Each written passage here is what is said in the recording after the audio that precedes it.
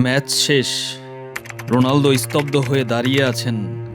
মহাকাল যেন কিছু সময়ের জন্য থেমে গেল। রোনালদো যে আর ইউরো খেলবেন না, কথাটা যতটা সহজে বলা যায় ততটা সহজে সবকিছু মেনে নেওয়া যায় না। এই ইউরোকে রোনালদোর নিজের টুর্নামেন্ট বলা যায়। কি করেননি রোনালদো এখানে? পর্তুগালের ইতিহাসে প্রথম ইউরো জিতেছেন, হয়েছেন ইউরোর ইতিহাসে সর্বোচ্চ গোল এবং সর্বোচ্চ অ্যাসিস্টকারী।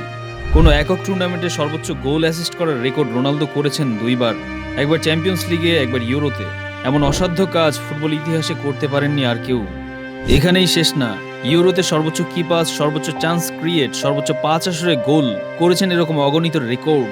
একজন মানুষের পক্ষে যা যা করা সম্ভব রোনালদো তার সবকিছুই করেছেন, সবকিছুই পেয়েছেন।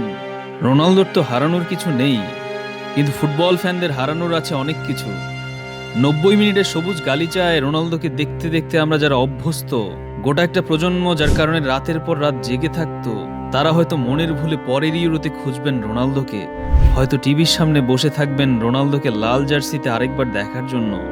কিন্তু এর কোনো কিছুই আর হবে না। মানুষকে একটা সময় থেমে যেতে হয়।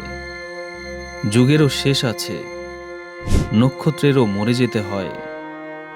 রোনালদোর শেষে শুরু হয়তো এখান থেকেই।